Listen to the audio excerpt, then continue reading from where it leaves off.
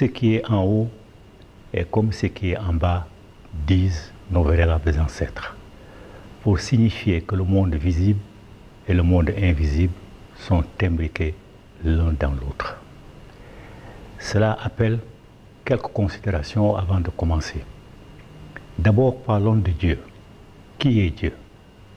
Pour nos ancêtres, Dieu était une petite étincelle, plus petite que la graine de peau, disent les Dogons, c'est-à-dire plus petite que la graine de fouillon, qui a grandi dans nous et à force de vibration a fini par atteindre le maximum de vibration, a donc fait exploser nous pour s'expectorer et commencer à créer le monde. Donc il est sorti d'une graine plus petite que la graine de peau à devenir la force vitale, l'énergie cosmique, à partir de laquelle il a commencé à se distribuer pour créer tout ce qui est naturel et qui existe dans le monde. Donc les plantes, les animaux, les minéraux et l'être humain. L'être humain étant la dernière et la plus perfectionnée de ces créatures. Ce qui nous amène donc à parler aussi de la composition de l'être humain. L'être humain est composé d'un corps physique et d'un corps spirituel. Son corps physique projette une ombre qui s'appelle l'ombre.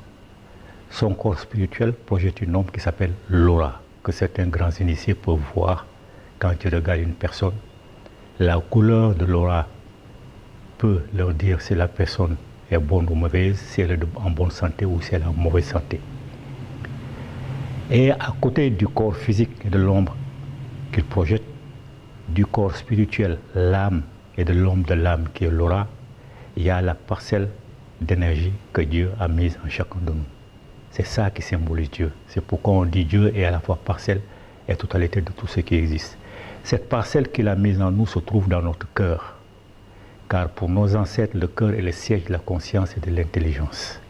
Voilà pourquoi ceux qui ont l'habitude de voir la place des vérités où le défunt ou la défunte passe son dernier examen de passage, il voit que c'est le cœur qui est posé sur un plateau et en confrontation avec la plume de la déesse Mate.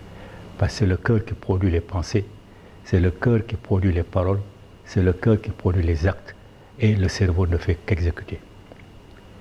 Maintenant, quand survient la mort, qu'est-ce qui se passe? Quand survient la mort, le corps physique est enterré, il disparaît avec l'ombre, l'âme et son ombre, l'aura, disparaissent dans le monde invisible, disparaissent dans l'énergie cosmique, mais il reste la parcelle de Dieu qui symbolise l'être humain. Cette parcelle de Dieu est éternelle. Cette parcelle de Dieu hésite entre le monde physique et le monde invisible pendant un certain nombre de jours. Voilà pourquoi dans des civilisations, dans les variétés de la civilisation négro-africaine comme au Sénégal, au Mali, en Guinée, etc., il y a le sacrifice du 3e jour pour le défunt, 4e jour pour la défunte, 7e jour pour les deux, et 40e jour, les derniers sacrifices et les dernières offrandes pour tous les deux. Parce que jusqu'à ce jour-là, la personne pense qu'elle est encore dans ce monde. Elle voit tout ce qui se passe dans sa maison, mais elle ne peut pas intervenir. Mais au bout du 40e jour, elle sait que c'est terminé, son séjour dans ce monde physique doit être remplacé par son séjour dans le monde invisible. Les Bamana appellent ça Somayalama, c'est-à-dire changement de domicile. Alors quand elle change de domicile au bout de ce 40e jour, la personne s'auto-juge. Ce n'est pas quelqu'un qui va venir lui dire tu as fait ceci, tu as fait cela. C'est la personne elle-même qui passe en revue toutes les pensées qu'elle a dites, toutes les actions qu'elle a posées, toutes les paroles qu'elle a prononcées, et elle sait automatiquement là où il y a l'erreur. Et là, ce qu'il doit corriger, parce qu'il doit revenir, parce qu'il voit là où elle est des lumières plus brillantes qu'elle-même, des lumières moins brillantes qu'elle-même. Elle sait qu'elle doit progresser parce que c'est là automatiquement qu'elle prend conscience de là d'où elle vient. Elle est une parcelle de Dieu et elle aspire à rejoindre cette divinité-là, d'où la réincarnation. Alors, je dis aux musulmans, aux chrétiens, etc., à tous ceux qui ont tourné le dos à l'enseignement de nos ancêtres, que ce 40e jour-là, la personne voit toutes les erreurs qu'elle a commises. Les musulmans, les chrétiens qui ont forcé leur famille à suivre leur idéologie d'emprunt, savent les erreurs qu'ils ont commises et aspirent à venir les corriger dans une famille dont elles pensent que ceux qu'ils ont laissés derrière eux ont au moins compris et ont commencé à corriger le tir. Toujours est-il que la réincarnation, c'est ça qui est à la base de notre société. On se réincarne autant de fois qu'il est possible pour pouvoir nettoyer complètement la parcelle que Dieu a mise en nous et que nous avons salie par nos pensées, par nos actes et par nos paroles. Maintenant, la réincarnation, elle a deux sorts. Soit elle est rompue, soit elle va jusqu'au bouclage du cycle. La rupture est plus facile, parce qu'il est plus facile de faire le mal, de penser le mal, de dire le mal, de commettre des actes irréparables. Dans ce cas, la parcelle que Dieu a mise en nous est tellement sale que nous perdons le statut d'ancêtre méritant. Nous ne pouvons plus nous réincarner. Et là, nous subissons ce que nos ancêtres appellent la seconde mort. On disparaît dans le plan physique, on disparaît dans le plan invisible. Personne ne peut nous invoquer en tant qu'ancêtre. On a disparu complètement. Le bouclage de la réincarnation, c'est lorsque, avec des centaines de réincarnations, on a réussi à purifier notre être véritable. Ça y est, la parcelle que Dieu a mise en nous. Les bouddhistes qui ont le mieux copié chez nous disent que Bouddha s'est réincarné plus de 500 fois avant de rejoindre le nirvana, c'est-à-dire le paradis.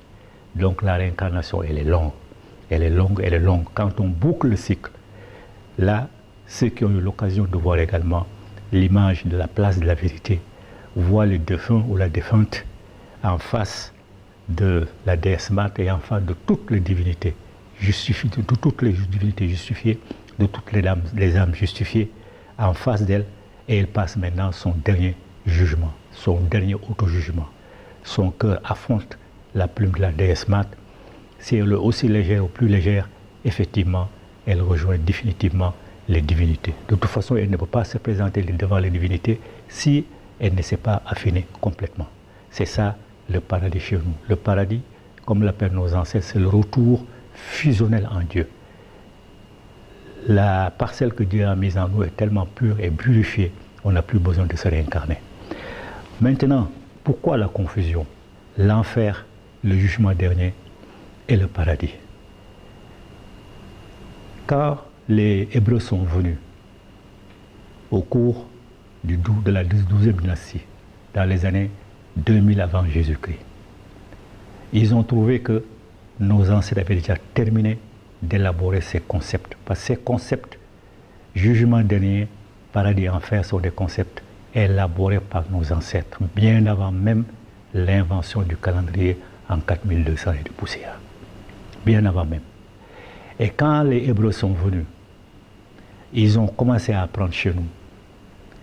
Ils ont compris que nos enseignements, derrière les termes, même pas derrière les réalités qu'ils expliquaient aux enfants pour les terroriser, pour leur faire peur, ou pour les inciter à faire le bien pour aller au paradis, ils ont compris que derrière l'enseignement profane existait l'enseignement initiatique. L'enseignement profane dit quoi? Que l'enfer, c'est un endroit où on ne sert que de l'eau en fusion, que les planches des maisons sont en feu, les plafonds sont en feu, tout est en feu. C'est ça l'enseignement profane destiné aux enfants pour leur faire peur. Et que de l'autre côté maintenant, quand on réussit à faire le bien, on va dans les jardins qu'ils appellent le champ des souchets, où on a tous les conforts possibles. Donc, mais les Hébreux, qui sont un peu plus versés dans la spiritualité, ont compris que derrière ces réalités-là, il y a d'autres réalités qu'ils ne peuvent pas percevoir, simplement parce qu'ils n'étaient pas circoncis. Et quand on n'est pas circoncis, jusqu'à aujourd'hui, on ne rentre pas dans les centres initiatiques. Donc ils ne pouvaient pas percevoir la vérité. Et eux, les Hébreux et les Juifs, ne croient pas du tout en enfer parce qu'ils savent que ce n'est pas vrai. Ce sont les chrétiens, les autres Juifs qui sont convertis dans le christianisme, qui ont cru effectivement en l'enfer. Et à la réincarnation, ils y croyaient aussi, mais au concile de Nicée en 325, ils ont balayé la réincarnation pour qu'on ne voit pas l'influence de l'Égypte et ils l'ont remplacé par le purgatoire. Le purgatoire, c'est un endroit où les âmes salies subissent une certaine punition avant de pouvoir rejoindre le paradis. Donc, eux, ils ont écarté la réincarnation ou la punition entre guillemets, se fait dans le monde terrestre lorsqu'on se réincarne. Donc les Juifs, eux, ne croient pas du tout en l'enfer. Ce sont les chrétiens et les musulmans qui croient en l'enfer. Et qui croient également au paradis, où il y a des jardins, où il y a les houris que l'on offre aux hommes, etc., etc. Mais pour nos ancêtres, quand tu vas dans le centre initiatique, tu es circoncis, on t'explique que l'enfer ne peut pas exister. Parce que ce que Dieu a mis en nous, sa parcelle, elle est purement énergétique. Elle est pure comme Dieu, elle est énergie comme Dieu. Et une fois qu'il a quitté le corps physique pour aller dans le monde invisible, il ne connaît aucun besoin physiologique. Il n'a jamais faim, il n'a jamais soif, etc. D'ailleurs, personne n'a jamais vu nos ancêtres chercher un feu de bois pour se réchauffer, chercher l'ombre d'un baobab pour se mettre à l'abri, chasser pour manger, chercher l'eau, une source d'eau pour boire ou s'accoupler. Personne n'a jamais vu ça. Parce que de l'autre côté, aucun besoin physiologique n'existe. Mais l'émotion existe. Voilà pourquoi on se réincarne, tout simplement pour corriger nos défauts. L'émotion existe, elle. Donc à partir du moment où aucun besoin physiologique n'existe de l'autre côté, à partir du moment où le corps physique n'est pas reconstitué, il est évident que l'enfer ne peut pas exister. Il est évident que personne ne peut brûler l'enfer là-bas. Donc l'enfer pour nos ancêtres, c'est seulement ce que j'ai dit en premier lieu, la seconde mort. On meurt sur le plan physique, on meurt sur le plan spirituel, on ne se réincarne plus, on n'a plus la qualité d'ancêtre méritant et personne ne peut nous évoquer pour demander une aide quelconque. Et le retour maintenant fusionnel en Dieu, c'est ça le paradis. Quand on a réussi à purifier ce que Dieu a mis en nous et que nous avons sali, là maintenant nous nous approchons de plus en plus de lui, ayant atteint la pureté originelle comme lui, on retourne en son sein, on ne se réincarne plus. C'est ça justement le paradis chez nous, le retour fusionnel en Dieu. Quant au jugement dernier, d'ailleurs ceux qui parlent du jugement dernier sous-entendent qu'il y a eu plusieurs jugements. Or pour eux, dès que tu meurs, tu es jugé avec l'assistance de Mahomet ou l'assistance de Jésus-Christ ou l'assistance de je ne sais plus qui. Donc dès que tu meurs, tu es jugé. Ce qui est donc en contradiction avec le jugement dernier. Alors que le jugement dernier chez nous, c'est le passage à la place de vérité. L'être humain a tellement purifié l'énergie que Dieu a mise en elle, l'a complètement purifiée et n'a plus besoin de se réincarner. Voilà les trois réalités que l'on apprend lorsque on rentre en initiation après être circoncis. Comme les autres n'étaient pas circoncis, ils ne pouvaient pas être admis dans nos centres initiatiques. Alors ils ont pris les enseignements donnés aux enfants pour de l'argent comptant et c'est avec ça qu'ils terrorisent les gens. Il faut donc que notre communauté comprenne que l'enfer n'existe pas, qu'aucun Dieu n'est capable de l'amener en enfer parce que ce ne sont pas les autres dieux qui ont conçu l'enfer, ils n'en connaissent pas l'endroit, ils ne savent pas comment faire pour y aller.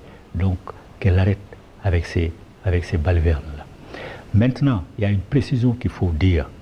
Je disais que Abraham est venu pendant la 12e dynastie, dans les 2000 comme ça, avant Jésus-Christ. Quand Abraham est venu, ces concepts avaient déjà été arrêtés. Jugement dernier, paradis, enfer. Et Abraham a eu son fils Ismaël en Égypte pendant son séjour. Ismaël dont les Arabes se réclament comme leur ancêtre. Donc Ismaël qui est l'ancêtre des Arabes. Ça veut dire que, clairement, la race arabe n'existait même pas dans l'humanité lorsque nos ancêtres ont conçu ces concepts-là. Donc il faut que les Africains sachent cela. Alors, des gens ne peuvent pas venir nous dire qu'ils connaissent ce que nos ancêtres ont inventé et qu'ils ont essayé de copier sans succès, qu'il faut que notre communauté arrête de croire à ces sornettes-là. L'enfer n'existe pas, le paradis n'existe pas, le jugement dernier n'existe pas.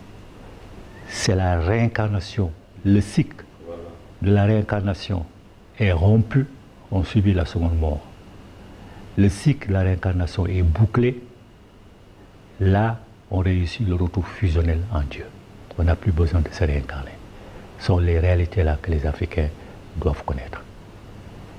Voilà pourquoi il est important d'étudier ce que nos ancêtres ont dit de l'enfer, ou plus précisément de la seconde mort, du jugement dernier, ou plus précisément du passage à la place de vérité et du paradis, ou plus précisément le retour fusionnel en Dieu.